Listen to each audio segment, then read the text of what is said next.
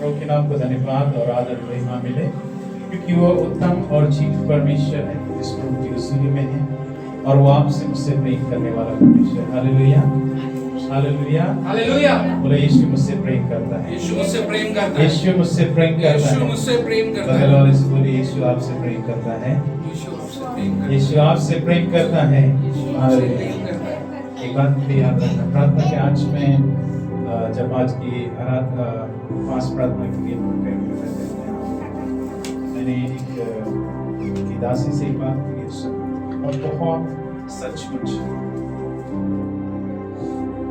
कितने लोग हैं जो सिर्फ क्रिश्चियन टैग को लेकर के चलते हैं कि आई एम अ क्रिश्चियन, मैं मसीह हूँ। मसीह मतलब सिर्फ नाम को लेकर के चलते हैं कि मैं क्रिश्चियन हूँ। लेकिन सच में एक बहुत पवित्र बात है, परमेश्वर के वचन से है, वो टाइटल जो है वो क्या करता है, वो आपके सिर्फ सर्टिफिकेट को बदल सकता है, वो अपने जीवन को बदल नहीं सकता। लेकिन जब यीशु अंदर आएगा वो क्या करेगा, सब कुछ बदल देगा। वो आपका मेरा रहना, जीने का तरीका, आत्मिक तौर तरीका, क्योंकि जब पवित्र आत्मा अंदर आती है वो क्या करती है, एक नए जीवन को प्रारंभ कर देती है। उसको सर्टिफिकेट की जरूरत नहीं है। हालेलुया।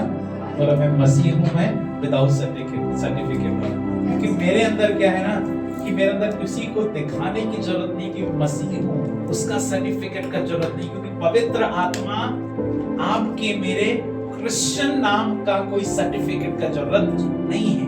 वो आपको मुझे क्या करता है, पवित्र बनाता है परमेश्वर के वचन के द्वारा। पवित्र आत्मा जब अंदर आता है वो क्या कर देता है, रिन्यू कर देता है। हालेलुया। वो क्या कर देता है, मुझे एक नया चैप्टर मेरे लाइफ का शुरू कर देता है। ये लोग पुराने चैप्टर में पसंद करते हैं जीने के लिए, पुराना चैप्टर को पसंद करते हैं। बाइबल के हर चैप्टर को पसंद करना है, लेकिन मेरा कहने का मतलब नहीं, अपने लाइफ के पुराने चैप्टर को पसंद करते हैं। मैं खुश था पुराने अपने जीवन में, सच में बोले वो खुश नहीं थे, वो जबरदस्ती अपने जीवन में बोलते थे नहीं मैं खुश हूं। और आपको मुझे जब मसीह से हमने प्रेम करना सीखा है ना, आपको मुझे बताने की जरूरत नहीं पड़ती कि मैं खुश हूं, लेकिन मेरे अंदर का वो आनंद इतना मजबूत रहता है, वो क्या कर देता है, सब कुछ क्या करता है, मैं चलता भी हूं, मैं अगर किसी को देखता भी हूं, मैं मुझे लगता है कि मुझे सोचते देख रहे हैं। मैं अगर आराधना करता हूं तो मुझे लगता है ओ परमेश्वर को क्या है, मैं बहुत धन्यवाद कर रहा हूं। God renew us by the Holi spirit. परमेश्वर क्या करता है, पवित्र आत्मा के द्वारा आपको मुझे क्या कर देता है, रिन्यू कर देता है। और रिन्यू आपको मुझे प्रतिदिन होना जरूरी है। पवित्र आत्मा में रिन्यू होना जरूरी है, परमेश्वर की आत्मा में रिन्यू होना जरूरी है, परमेश्वर के प्रेम में आपको मुझे प्रतिदिन रिन्यू होना जरूरी है, और उससे कहते रहना है। जैसे यीशु कहता है मैं तुझसे प्रतिदिन प्रेम करता हूं, अब आपको मुझे प्रतिदिन इस बात के लिए उस कदामत को रिमाइंड कर, यीशु मैं भी आपसे प्रेम करता हूं। एक बहुत भली बात और आज मैंने सीखी, मैं प्रतिदिन सीखता हूं। मैं सोच रहा था इस बात को संडे को शेयर करूं, लेकिन मैं शेयर करूंगा संडे को, लेकिन आज भी शेयर करूंगा। एक इंस्ट्रूमेंट है, राइट? अगर ये इंस्ट्रूमेंट है, अगर मैं क्या करूंगा, इसको अगर प्ले करके कोई भी, अगर मैं क्या करूंगा, एक की को लेकर के प्ले करूंगा, आप बताएंगे कौन सा है, ट्यून है, लेकिन आप बताएंगे कौन सा ट्यून है, राइट? आप बता सकेंगे। लेकिन जब हम उस ट्यून को समझ सकते हैं, उस ट्यून के स्टैंडर्ड को समझ सकते हैं, आपको मुझे प्रभु की हुजूरी में उससे बढ़ करके परमेश्वर की समर्पित करना है कि परमेश्वर आपकी मेरे ट्यून को समझ सके। तो कई बार सिर्फ ट्यून को समझाते रहते हैं, यीशु मैं ऐसे आराधना करना चाहता हूँ, ऐसी प्रार्थना करना चाहता हूँ मैं, लेकिन हम उस स्टैंडर्ड को बरकरार नहीं रखते जिस स्टैंडर्ड को परमेश्वर आपको मुझे पसंद करता है। उस धुन को नहीं बना करके रखते हैं जिस धुन को यीशु प्रेम करता है। हम अपनी धुन में अपने हिसाब से गाते हैं चीज को, बढ़ाने का मतलब नहीं है, मतलब मेरे जीने का और परमेश्वर के साथ में चलने का एक हम स्टैंडर्ड सेट बना के चलते, मैं ऐसा चलूंगा, वैसा करके। लेकिन हम जब परमेश्वर के स्टैंडर्ड को अपने जीवन में लागू कर देंगे तो हमारा स्टैंडर्ड स्वयं परमेश्वर से मैच करना प्रारंभ कर जाएगा। हमें समझना जरूरी है परमेश्वर से प्रेम करना क्या है। लिविंग इन द लाइट, परमेश्वर के उस प्रकाश के साथ में पुनः वापस चलना, वो क्या करता है, मुझे परमेश्वर में फिर से नया जोड़ने की कोशिश करना है। कुछ पढ़ेगा 2 पीटर 2 पत्रस उसका 3 अध्याय।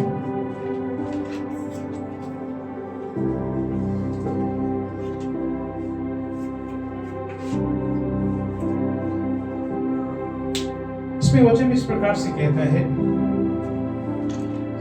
मैं पढ़ूंगा आप सबके लिए 3 अध्याय उसकी 14 आयत से लेकर के 8 आयत तक।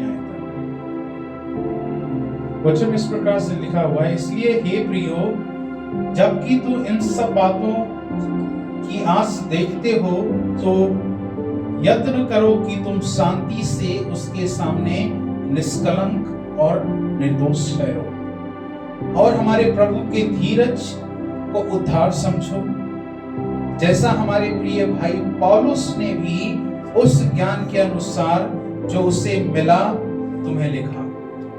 वैसे ही अपनी सब पत्रियों में भी इन बातों को चर्चा की, जिन्होंने कुछ बातें ऐसी हैं जिनका समझना कठिन है और अनपढ़ और चंचल लोग उन के अर्थों को भी पवित्र शास्त्र की अन्य बातों की तरह खींचकर तानकर अपने ही नाश का कारण बनते हैं। इसलिए हे प्रियो, तुम लोग पहले ही उन सब बातों को जानकर चौकस रहो, ताकि धर्मियों के भ्रम में फंसकर अपनी स्थिति को कहीं हाथ से खो ना दो, पर अपने प्रभु को और उद्धारकर्ता प्रभु यीशु मसीह के अनुग्रह और पहचान में बढ़ते जाओ।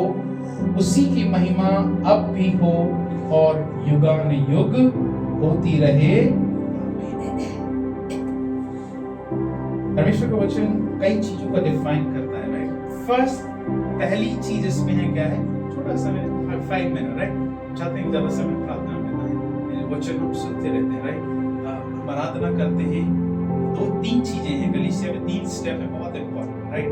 पहली चीज आराधना है, वो क्या करती है, आराधना हम अपने लिए नहीं करते हैं, आराधना जो परमेश्वर ने हमारे जीवन में किया उसको क्या कर रहे हैं, हम धन्यवाद कर रहे हैं।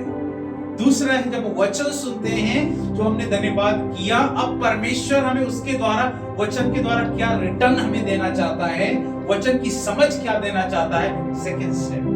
थर्ड जो है प्रेयर है, प्रार्थना का मतलब कि जो कुछ अब तक हुआ, जो कुछ भी परमेश्वर मैंने आपके हुजूरी में और जो भी आपने मुझे समझाया, मैं उस बात में एग्री हूं।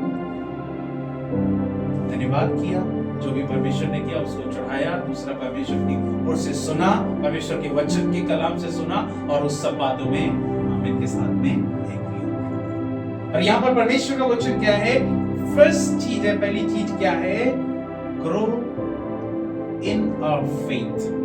हमें क्या करना है, अपने विश्वास में आगे बढ़ना है।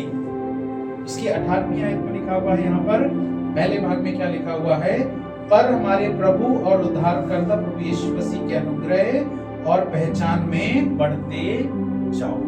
आपको मुझे क्या करना है, परमेश्वर के अनुग्रह में प्रतिदिन बढ़ना है, पीछे नहीं हटना है। परमेश्वर का वचन कहता है कि उसका अनुग्रह मेरे लिए काफी है।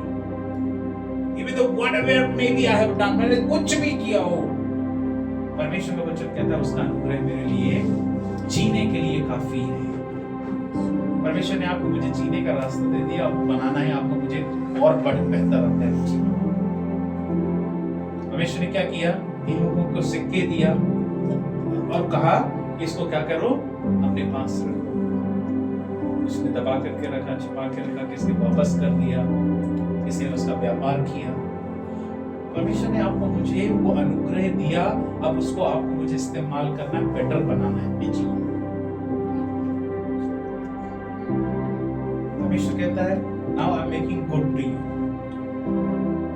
इंग्लिश के 3 फॉर्म होते हैं, गुड, बेटर एंड बेस्ट। परमेश्वर ने आपको गुड बनाया। कई लोग गुड ही हो जाते हैं। गुड इंग्लिश वाला गुड नहीं होते हैं, हिंदी वाला गुड हो जाते हैं। अब गुड़ को ज्यादा दिन रखो तो क्या हो जाएगा? गुड़ क्या होगा? फंगस लग जाएगा और क्या हो जाएगा? वो मेल्ट होकर के बहना प्रारंभ कर देता है। वो हो गया इंग्लिश वाला गुड़ नहीं बनते, वो हिंदी वाला गुड़ बन जाते हैं। हमेशा कहता है आई मेक यू गुड। अब प्रार्थना करके आपको क्या करना है? बेटर होना है। जब आप बेटर हो जाएंगे, परमेश्वर आपको क्या कर देगा? परमेश्वर आपको बीच में ला करके करना चाहता है, मैं अब तुझे बेस्ट बनाना चाहता हूं। जब हम उसके अनुग्रह में हम बढ़ना प्रारंभ करेंगे, उसके अनुग्रह को हम समझना प्रारंभ करेंगे। अनुग्रह समझने में लोग बहुत देर करते हैं, राइट? परमेश्वर के अनुग्रह को समझने में बहुत डिले करते हैं, इसलिए हम बेस्ट नहीं हो पाते हैं। अगर हमें बेस्ट होना है तो पहले उसके लिए पहले परमेश्वर से कहना, परमेश्वर मेक मी गुड। परमेश्वर से कहना, गुड परमेश्वर मुझे बना, अच्छा बना परमेश्वर। और परमेश्वर कहता है, इसलिए कहता है जैसे मैं पवित्र हूं वैसे तुम भी पवित्र बनो। परमेश्वर भला, इसलिए आपको मुझे भला बनाना चाहता है। भलाई से अब परमेश्वर आपके मेरे जीवन में भलाई को उत्पन्न करना चाहता है। परमेश्वर का वचन कहता है, यहोवा मेरा चरवाहा है, मुझे किसी बात की घटी ना होगी। वो चाहता है कि आपको मुझे घटी ना, इसलिए मैं आप में बेहतर हो सके परमेश्वर के साथ में। यहाँ पर परमेश्वर कुछ मूर्खों के बारे में बात करता है। उसकी जो अनुग्रह को नहीं समझते हैं, परमेश्वर उन मूर्खों के बारे में भी कई लोगों को बात करता है, जो वचन को क्या करते हैं? खींचते हैं रबर की तरह। परमेश्वर का वचन कहता है कि परमेश्वर कहता है कि जैसा मैंने तुमसे प्रेम किया वैसा तुम भी एक दूसरे से प्रेम करो। लेकिन क्या उस वचन को क्या है? अलग अलग तरीके से खींच करके क्या करते हैं? उस प्रेम को नया नया प्रेम का तरीका बना देते हैं। परमेश्वर को वो तरीका पसंद है, परमेश्वर का अपना तरीका पसंद है प्रेम करने का। God does not like our way to love. परमेश्वर आपको नहीं चाहता है कि आप अपने तरीके से प्रेम करो, उसके तरीके से प्रेम करना है। इसलिए अपने बेटे से भी उसने कह दिया, बेटे ने कहा कि खुदावंद अगर तेरी बाप तेरी अगर मर्जी हो तो क्या कर, मुझे तू इस कटोरे से तू क्या कर, मुझे अलग कर दे। परमेश्वर पिता ने कहा कि मेरी मर्जी है, उसको पूरा करना है तुझे। तो मतलब क्या है? परमेश्वर की मर्जी हमारे जीवन में उसको प्रेम करने के द्वारा भी उसके तरीके से पूर्ण होने पाए। अनुग्रह भी जो परमेश्वर का हम पर आए वो उसके तरह से आए, हमारी तरीके से नहीं। वो जब गुड बना करके परमेश्वर आपको मुझे देगा, वो क्या करेगा? परमेश्वर ने उन मूर्खों के बारे में थोड़ा सा ट्रेन करना चाहता है कि परमेश्वर के वचन को अपनी तरीके से नहीं खींचना है, हमें परमेश्वर की तरह से वचन को समझना है। परमेश्वर के वचन ने पत्रियां लिखी। तो कल हम लोग कल रात को हम लोग मुझे बात कर रहे थे, डिस्कस कर रहे थे। एक बात के लिए देयर आर गॉस्पेल्स है, Matthew, mark, look, John, right? 4 gospel है। उसके पीछे प्रेरितों की किताब है, तो हम लोग हैं, उसके पीछे पत्रियां हैं। और पत्रियां किसकी अधीनता में है? सुसमाचार के अधीनता में, गॉस्पेल्स के अधीनता में है। और क्या है? परमेश्वर ने आपको मुझे पत्रियां बनाया, हम अधीनता में रहना नहीं पसंद करते हैं। परमेश्वर का वचन कहता है, यू आर माय एपिस्टल्स, तो मेरी पत्रियां हो। और हम पत्रियां बनना मतलब क्या है? परमेश्वर का वचन यहाँ पर बहुत बड़ी तरीके से बताता है, उन पत्रियों को खींचताना नहीं करना है, क्योंकि परमेश्वर क्या है? उस उद्धार के मुकुट को परमेश्वर क्या करना चाहता है? आपको मुझे तैयार करना चाहता है। और वो कहता है कि चौकस रहो कि ऐसे लोगों के फंदे में ना फंसो। वो आपको मुझे प्रेयर करना चाहता है। आप परमेश्वर से प्रेम करते हैं, परमेश्वर आपको चाहता है कि आप प्रेम करो। वर्ल्ड में जीत लो, संसार का प्रेम आपको धोखा देगा, लेकिन यीशु का प्रेम आपको धोखा नहीं देगा। आपने बहुतों को सोचा होगा, देखिए हो ये सब परफेक्ट, अच्छा मेरे लिए अच्छा मित्र, अच्छा मेरे जीवन का साथी है। यीशु से पूछा कि मेरे लिए अच्छा है कि नहीं है। लोग बाद में पूछते हैं, पहले नहीं पूछते, बाद में पूछते हैं। जब सब कुछ कर बैठे हैं तब जाके पूछते हैं, हमेशा ये ठीक है ना मेरे लिए? जब सब कुछ कर बैठे हो तो यीशु मसीह से क्यों पूछना है बाद में?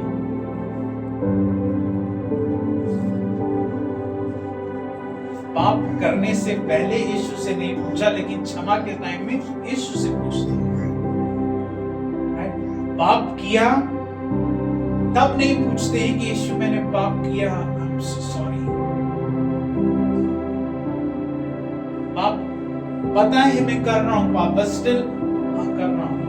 My God knows me very well, मेरा परमेश्वर मुझे भली तरह पाप करते समय नहीं पूछा। जब पाप के बाद वापस जब दुर्घटना हो गई तब पूछते यीशु मुझे माफ कर। परमेश्वर कहता है कि क्या है, ग्रो इन योर फेथ, अपने विश्वास में आपको मुझे क्या करना है, बढ़ना है, कि जिससे कि क्या है आप में सेकंड है क्या है, चैप्टर 2 वर्स 1 में क्या है, यहाँ पर क्या है, तो बताऊंगा क्या है, टू एक्यूप डील विद द एरर। यहाँ पर वचन में लिखा हुआ है जो हमारा इक्विपमेंट है, जो बॉडी है हमारा, एक तैयारी के लिए है। यहाँ पर दूसरे प्रेरितों के दूसरे अध्याय उसकी पहली आयत में कहता है, जिस प्रकार उन लोगों में झूठे भविष्यवक्ता थे, उसी प्रकार तुम भी झूठे उपदेशक होगे, जो नाश करने वाले पाखंड या उद्घाटन छिप छिपा कर करेंगे, और उसका स्वामी भी उससे उन्हें मोल लिया है इनकार करेगा, और उसने अपने ही शीघ्र विनाश में डाल देगा। वो इक्विपमेंट परमेश्वर आपको मुझे तैयार करना है कि प्रिपेयर रहना है ऐसे झूठे भविष्यवक्ताओं को। और क्या करेगा, लेकिन ऐसे झूठे भविष्यवक्ता आपको बताना चाहूंगा मैं, बाइबल बहुत क्लियरली बताता है अंत के समय में जब ऐसी परीक्षाएं आएंगी, ये झूठे भविष्यवक्ता आपको स्वयं परमेश्वर के पहले इनकार करने से पहले ये स्वयं पहले इनकार कर देंगे। तो हमारी पार्टी में नहीं था, मतलब क्या है, तो हमारे इस कल्ट ग्रुप में नहीं था, क्योंकि खरी शिक्षा वाले के लिए हाँ है, लेकिन जो खरी शिक्षा के अनुसार नहीं चलता है वो स्वयं उसका शिक्षक ही उसके लिए नहीं कर देगा कि मैंने तुम्हें कभी सिखाया ही नहीं है ये चीजें, वो स्वयं इनकार करना प्रारंभ कर देगा। इसीलिए परमेश्वर का वचन कहता है इक्विप, अपने आप को बनाना है विद डील विदाउट एरर। आपका मेरा जो परमेश्वर के साथ में रिश्ता हो विदाउट एनी एरर होना चाहिए। जब क्लिक करें एंटर बटन, जब कीबोर्ड में होता है ना एंटर का मतलब क्या होता है, हम लोग प्रवेश कर गए। जब अगर एरर है, जब आप एंटर करेंगे तो क्या कर देगा वो, अगर उसमें गड़बड़ी है वो ऑटोमेटिक एरर कर देगा उसको।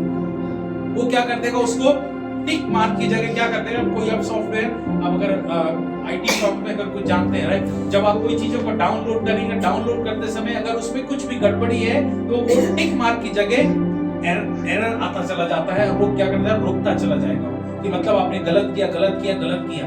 आप में वैसे ही जब परमेश्वर के बढ़ावे में हम नहीं बढ़ते हैं तो क्या परमेश्वर क्या करता है, जो सही है परमेश्वर की हुजूरी में उसको सही के साथ में परमेश्वर स्वीकृत करेगा। तो आपको मुझे जब अपने जीवन में कुछ बातों को स्वीकृत करना है तो परमेश्वर की अधीनता के अनुसार सही होना जरूरी है। Deal with the Lord without any error, परमेश्वर के साथ में आपका मेरा समझौता विदाउट एरर के साथ में होना जरूरी है। The last thing is that encouraged to preserve, आपको मुझे क्या करना है, 3 अध्याय उसकी 17वीं आयत में इसलिए कहता है कि इसलिए हे प्रियो, तुम लोग पहले ही इन बातों को जानकर चौकस रहो, ताकि अधर्मियों के भ्रम में फंसकर अपनी स्थिरता को कहीं हाथ से खो ना दो। एनकरेज विद प्रेजर मतलब क्या है, उत्साह भी क्या होना चाहिए, वो एक रख रखाव वाला उत्साह होना चाहिए। अपने देखते होंगे जब भी रोड में चलते हैं, सावधानी हटी दुर्घटना, हमारा उत्साह भी कई बार क्या है, कई लोगों का उत्साह कई लोगों को डुबा देता है। उसी के मारे क्या है, कुछ भी कर देते हैं, कुछ मिल गया उसको उस चीज का चिंता ही नहीं है। अब छोड़िए वो दूर की बात, जब बच्चों को नया चीज मिल जाता है, तो हमने कई बार बोला कि एक हेलीकॉप्टर लेकर के आया, इसको एक प्लास्टिक वाला जो उड़ाते हैं वो लेकर के आया, वो एक दिन से ज्यादा चला ही नहीं। क्यों, क्या है, उसका प्रैक्टिस नहीं प्रॉपर उड़ाने का, वो कहीं यहाँ पर यहाँ वहां लड़ रहा है, उसके बाद एक दिन में खत्म। रीजन है मेरे कहने का मतलब क्या है, हमें उत्साह भी हमारा क्या होना चाहिए, वो धैर्यता के साथ उत्साह होना चाहिए। परमेश्वर ने आपके जीवन में कुछ आशीषें दी हैं, उसको धैर्यता के साथ में आगे बढ़ने के लिए मौका दें। उसे प्रिजर्व करके रखना क्या है, उसको प्रिजर्व करना मतलब क्या, उसको धीरे धीरे उसको आगे बढ़ने दें, एकदम से नहीं। कई लोग क्या है, आज मुझे सामर्थ्य मिली है, आज वो